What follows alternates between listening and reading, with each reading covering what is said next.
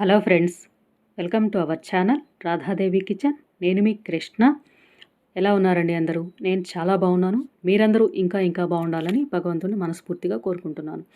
ఈరోజు మన recipe ever green sweet అరిసెలు తయారీ అండి. ఇవి తయారు చేసుకోవడానికి చాలా పద్ధతులు ఉన్నాయి. నేను తయారు చేసిన పద్ధతి ఇవి పైన క్రిస్పీగా ఉంటాయి, లోపల చాలా సాఫ్ట్గా ఉంటాయి. ఈ మెథడ్లో తయారు చేస్తే ఎక్కువ రోజులు నిల్వ ఉంటాయి అరిసెలు. ఈ పండక్కి నేను చేసిన అరిసెలు రెసిపీ అనమాట ఇది కూడా కప్పుల కొలతలో తయారీ విధానం చూద్దామండి. దీనికోసం మనం రేషన్ బియ్యం అంటాం కదా, కంట్రోల్ బియ్యం కానీ లేదా మామూలు బియ్యం కానీ తీసుకోవాలి. వీటిని వచ్చేసి 3 కప్పుల రేషన్ బియ్యం తీసుకొని 2 సార్లు 3 సార్లు వీటిని శుభ్రంగా కడిగి తర్వాత గిన్నె నిండా నీళ్లు నింపుకొని ఒక నైట్ అంతా నానబెట్టుకోవాలి. 24 గంటల పాటు నానబెట్టుకోవాలి. 24 గంటల పాటు నానబెట్టేవాళ్ళు మధ్యలో ఒకసారి వాటర్ని రిమూవ్ చేసి మరలా మంచి నీళ్లు పోసి నానబెట్టుకోవాలి. ఈ విధంగా నానబెట్టిన తర్వాత మరలా వీటిని ఒకసారి శుభ్రంగా కడిగేసుకొని వాటర్ అంతా లేకుండా తీసుకోవాలి. ఈ విధంగా వాటర్ ఏమీ లేకుండా తీసుకున్న తర్వాత ఒక కాటన్ క్లాత్ను పరుచుకొని ఈ బియ్యం అందులో వేసేసుకొని కొంచెం ఇలా పలుచగా స్ప్రెడ్ చేసేసి కొద్దిగా 2 నిమిషాల పాటు ఆరనివ్వాలి. మామూలు ప్లేస్లోనే ఆరనివ్వాలి, ఫ్యాన్ కింద కాకుండా. ఈ విధంగా కొంచెం ఆరగానే ఒక టవల్ తోటి మనం కొంచెం వీటిని చేతితోటి ఇలా రబ్ చేస్తే ఎక్కువ ఉన్న తేమ పోతుంది. కొద్దిగా తేమ ఉండాలి మనం ఈ బియ్యం పట్టుకుంటే. ఇప్పుడు తర్వాత మనం మిక్సీ జార్ తీసుకొని సగం బియ్యం ఇందులో వేసేసుకొని దీన్ని మెత్తగా గ్రైండ్ చేసుకొని తీసుకోవాలి. మిగిలిన బియ్యాన్ని ఇలా కవర్ చేసేసుకోవాలి. ఇప్పుడు దీన్ని మనం గ్రైండ్ చేసుకొని తీసుకొద్దామండి. మెత్తగా గ్రైండ్ చేసుకొని దీన్ని ఇప్పుడు జల్లించుకోవాలి. మనము పిండి చూడండి ఇలా చక్కగా మెత్తగా గ్రైండ్ చేసుకోవాలి. తర్వాత మనం దీన్ని జల్లించుకోవాలి. 2 సార్లు పాటు జల్లించేసుకోవాలి దీన్ని. ఈ విధంగా ఒక బేసిన్లో పిండి జల్లెడ నుంచి దీన్ని చక్కగా జల్లించుకోవాలి. ఈ నూక వస్తుంది.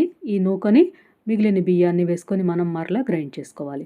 తర్వాత ఈ జల్లించిన పిండిని ఇలా కొంచెం అదిమి పెట్టినట్లుగా పెట్టి మూత పెట్టి పక్కన పెట్టేసుకోవాలి. పిండి ఆరకూడదు. ఈ విధంగా మిగిలిన బియ్యాన్ని కూడా గ్రైండ్ చేసేసుకోవాలి. ఇలా అన్నీ గ్రైండ్ చేసుకొని పిండిని కూడా జల్లించుకొని పక్కన పెట్టేసుకోవాలి. ఇలా ఇంట్లోనే మనం ఈజీగా తడిపిండి తయారు చేసుకోవచ్చు. ఇప్పుడు ఆ మిగిలిన కొంచెం నూక వచ్చే వరకు మిక్సీ చేసేసి ఆ మిగిలిన నూకను పక్కన పెట్టేసి పిండి ఆరిపోకుండా ఇలా కవర్ చేసి పక్కన పెట్టుకోవాలి. ఇప్పుడు మనం పాకం తయారు చేద్దామండి. స్టవ్ వెలిగించుకొని ఒక గిన్నెలో 2 కప్పులు బెల్లం వేసుకొని 1/2 కప్పు నీళ్లు వేసుకొని ఈ బెల్లాన్ని కరిగించాలి. మనం 3 కప్పులు బియ్యం వేసుకున్నాం కదా, 2 కప్పులు బెల్లాన్ని మాత్రమే వేసుకొని పాకం పట్టుకోవాలి. పిండి ఎప్పుడు మనకి ఎక్కువగా ఉండాలి, తడిపిండి. ఇప్పుడు బెల్లం కరిగింది చూసారు కదా, ఈ బెల్లం ఈ విధంగా కరిగిన తర్వాత మనం దీన్ని వడకట్టుకోవాలి. వేరొక మందపాటి ప్యాన్లోకి వడకట్టేసుకుందాము. ఈ విధంగా వడకట్టి ఇప్పుడు పాకాన్ని రెడీ చేసుకోవాలి. నలకలు ఏమైనా ఉంటే ఇలా వడకడితే పోతాయి. ఇప్పుడు ఫ్లేమ్ మీడియంకి మార్చుకొని బెల్లాన్ని ఇలా కరిగించాలి. బెల్లం ఇలా కరగటం స్టార్ట్ అవ్వగానే మనం ఎప్పటికప్పుడు పాకాన్ని చెక్ చేసుకోవాలి. ఈ పాకం పట్టడంలోనే మనకి అరిసెలు వచ్చే విధానం ఉంటుంది. ఒకసారి చెక్ చేద్దాము. ఒక గిన్నెలో నీళ్లు తీసుకొని కొంచెం పాకం వేసి చెక్ చేసుకుందాం. ఈ బెల్లం సిరప్ వేసుకుని ఇలా వేళ్లతో మనం పట్టుకుని చూస్తే మనకు అర్థమైపోతుంది. ఇది ఇప్పుడు కొంచెం సాగుతున్నట్లుగా ఉంది. ఇది ఇంకా రెడీ అవ్వలేదు. మనం కాస్త ముదురు పాకం పట్టాలి అనుకుంటున్నాం కదా, ఇంకొక 2 నిమిషాల పాటు ఉడికిద్దాం. చూసారు కదా, ఇంకొక 2 నిమిషాలు ఉడికిన తర్వాత కలర్ చేంజ్ అయింది చూసారు కదా, బాగా నురుగుగా కనిపిస్తుంది సిరప్. ఇది పర్ఫెక్ట్ మెథడ్. ఇలా మనం గరిటతో పైకంటే అక్కడే స్టిఫ్ అయి ఉంటుంది, అలా అయినా అర్థమవుతుంది. లేదా ఇలా నీళ్ళలో వేసి ఒక్క సెకండ్ ఆగి మనం చేత్తో ఇలా పట్టుకోగానే పైకి వస్తుంది చక్కగా. తర్వాత ఒక ప్లేట్ వేసి దీన్ని ఇలా మోగిస్తే మంచి ఠంగమనే శబ్దం వస్తుంది. అది బాగా ముదురు పాకం. ఇప్పుడు రెడీ అయింది. ఫ్లేమ్ సిమ్లోకి మార్చుకొని ఒక స్పూను నెయ్యి, కొద్దిగా యాలకుల పౌడరు, నేను కొద్దిగా ఎండు కొబ్బరిని యాడ్ చేశాను. మీకు నచ్చితే వేసుకోండి, లేకపోతే స్కిప్ చేసేసుకోవచ్చు. ఇలా ఈ విధంగా ఎండు కొబ్బరిని వేసి మిక్స్ చేసేసుకోవాలి. ఆ తర్వాత ఫ్లేమ్ ఆఫ్ చేసేసుకొని మనం కొద్దిగా పిండిని యాడ్ చేసుకొని మిక్స్ చేసుకోవాలి. ఒక గుప్పెడు పిండి వేసి అది బాగా కలిసే వరకు మిక్స్ చేసి ఆ తర్వాత వేరొక గుప్పెడు పిండిని వేసుకోవాలి.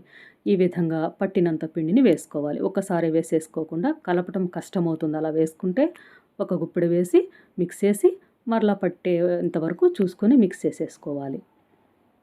ఈ విధంగా మనం పిండిని తయారు చేసుకోవాలి. పిండి చూసారు కదా, ఈ విధంగా ఉండాలి. లాస్ట్లో వచ్చేటప్పటికి మరీ కొంచెంగా వేసుకుంటూ మిక్స్ చేసుకోవాలి. చూడండి ఈ విధంగా ఉండాలి మనకి పిండి.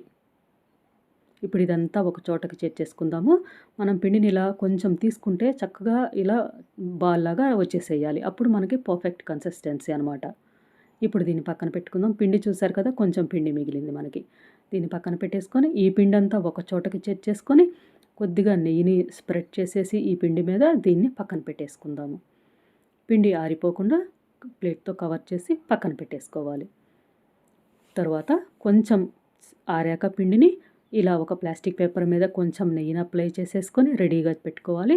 తర్వాత మనం తయారు చేసిన పాకాన్ని చూడండి, ఇలా కొంచెం పిండి తీసుకొని ఇలా బాల్ చేస్తే ఈజీగా బాల్ అయిపోవాలి. పర్ఫెక్ట్గా ఉంది చూసారు కదా. ఇప్పుడు వీటిని కొంచెం ఇలా ప్లాస్టిక్ పేపర్ మీద నెయ్యి రాసుకున్నాం కదా, ఈ బాల్ నుంచి కొంచెం ఇలా వేళ్ళతో ప్రెస్ చేస్తే చక్కగా మనకి ఈ షేప్లో వస్తుంది. ఇలా మందం చూడండి ఈ విధంగా ఉండేలాగా తయారు చేసుకోవాలి. మరీ మందంగా కాకుండా మరీ పలుచగా కాకుండా మీడియంగా తయారు చేసుకొని పక్కన పెట్టుకోవాలి. ఇలా మనం కొన్నిటిని తయారు చేసుకొని పక్కన పెట్టేసుకుంటే ఒకళ్ళం చేస్తున్నా కూడా ఇబ్బంది ఏమీ లేకుండా చక్కగా చేసేయచ్చు. చూసారు కదా, ఈ విధంగా తయారు చేసుకొని పక్కన పెట్టేసుకుందాం. పిండి ఆరిపోకుండా ఎప్పటికప్పుడు కవర్ చేసుకుంటూ ఉండాలి. తర్వాత స్టవ్ వెలిగించుకొని ప్యాన్ పెట్టుకొని సరిపడా ఆయిల్ వేసుకొని ఆయిల్ హీట్ని చెక్ చేసుకోవాలి. ఆయిల్ కాగిన తర్వాత ఒక చిన్న పిండి ముద్దని ఇలా వేసుకొని చూసుకొని ఆయిల్ హీట్ని బ్యాలెన్స్ చేసుకోవాలి. తర్వాత మనం తయారు చేసిన వీటిని వేసుకొని చక్కగా రెండు వైపులకి టర్న్ చేసుకుంటూ మంచి బ్రౌన్ కలర్ వచ్చే వరకు వీటిని మీడియం హీట్లో ఉడికించాలి. హై ఫ్లేమ్ పెట్టేయకూడదు. హై ఫ్లేమ్ పెడితే పైనేమో ఉడుకుతుంది కానీ లోపల సరిగ్గా ఉడకవు. చూడండి ఈ కలర్ వచ్చే వరకు వీటిని చక్కగా ఉడికించాలి. తర్వాత వీటిని తీసుకొని ఒక బాక్స్ మూతని ఒక పళ్ళెంలో ఇలా ఉంచి ఈ మనం తయారు చేసిన అరిసెని వేసి ఒక డబ్బాతోటి ఇలా ప్రెస్ చేస్తే ఎక్సెస్ ఆయిల్ అంతా కిందకు వచ్చేస్తుంది. చూసారు కదా, పర్ఫెక్ట్గా వచ్చింది. చూసారు కదా, కలర్ చూడండి ఎంత బాగుందో. ఈజీ పద్ధతి అనమాట ఇది మనం అరిసెలు తయారు చేసుకోవటానికి. ఈ విధంగా మనం అన్నిటినీ తయారు చేసుకోవాలి. మనం కలుపుకున్న పిండికి వచ్చినవన్నీ ఒక్కొక్కటిగా వేసుకుంటూ జాగ్రత్తగా ఫ్రై చేసుకొని తీసుకోవాలి. అన్నీ ఇలా తయారు చేసుకుంటే ఒకే కలర్లో వస్తాయి, ఒకే సైజులో ఒకే కలర్లో వస్తాయి. చక్కగా మనకు చుట్టానికి కూడా చాలా బాగుంటాయి. చూడండి ఇలా అన్నిటినీ తయారు చేసేసుకోవాలి. ఇవి వచ్చేసి ముదురు పాకం అరిసెలు అన్నమాట. ఎప్పుడు కావాలన్నా ఇంట్లోనే చక్కగా పిండిని తయారు చేసుకొని ఈజీగా ఒక్కళ్ళు చేస్తున్నా కూడా ఈ పద్ధతిలో చేసేసేయండి. చక్కగా చేసేస్తారు. తినేవాళ్ళు కూడా ఎలాంటి పేర్లు పెట్టే పని లేకుండా చక్కగా చాలా చాలా బాగుంటాయి ఈ మెథడ్లో చేసుకుంటే. ఇలా అన్నిటిని తయారు చేసుకుని వీటిని ఒకసారి ఒక ప్లేట్లో ఆరపెట్టేసుకొని చల్లారాక స్టోర్ చేసేసుకోవటమే. కలర్ చూడండి, మనం కలుపుకున్న పిండికి ఇన్ని అయ్యాయి. కలర్ కూడా అన్నీ ఒకే కలర్ వచ్చాయి, ఒకే సైజులో ఉన్నాయి చక్కగా. ఇవి టేస్ట్ కూడా చాలా బాగుంది. ముదురు పాకం కదా, ఎక్కువ రోజులు నిలువ ఉంటాయి. పైన క్రిస్పీగా ఉంటాయి, లోపల చాలా సాఫ్ట్గా చాలా టేస్టీగా ఉంటాయి. చూసారా ఫ్రెండ్స్, ఇది మీకు కూడా నచ్చింది అనుకుంటున్నాను. మీరు కూడా ఈ మెథడ్లో తయారు చేసుకోండి. టేస్ట్ ఎలా అనిపించిందో నాకు కామెంట్ రూపంలో తప్పకుండా తెలియచేయండి.